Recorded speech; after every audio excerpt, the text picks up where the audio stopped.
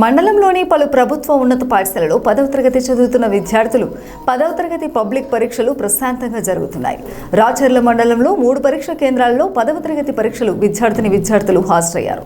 విద్యార్థులు వివిధ పాఠశాలల నుంచి ఈ పరీక్షా కేంద్రంలో 10వ తరగతి పరీక్షలకు దూర ప్రాంతాల విద్యార్థులకు ఉచిత బస్సు సౌకర్యం కల్పించి సమయానికి ఏపీ ఆర్టీసీ బస్సు పరీక్షా కేంద్రాలకు విద్యార్థులను చేర్చడం జరిగింది.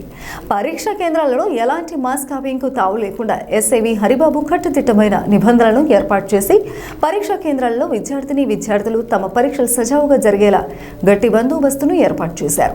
పరీక్షా కేంద్రాల్లోని విద్యార్థులకు మంచినీటి సౌకర్యం, ఆరోగ్యపరమైన మందులను పాఠశాల ఆవరణంలో అందుబాటులో ఉంచారు. పరీక్షా కేంద్రాల్లో విద్యార్థుల మౌలిక వసతులను పరిశీలించి పరీక్షలు సజావుగా రాసేందుకు తగు జాగ్రత్తలు తీసుకోవాలని, ఆరోగ్యపరంగా ఎలాంటి ఇబ్బందులు తలెత్తకుండా చూడాలని చీఫ్ సెక్రటరీలకు మండల విద్యాధికారి కోటేశ్వరరావు, గిరిధర్ శర్మ తెలియజేశారు.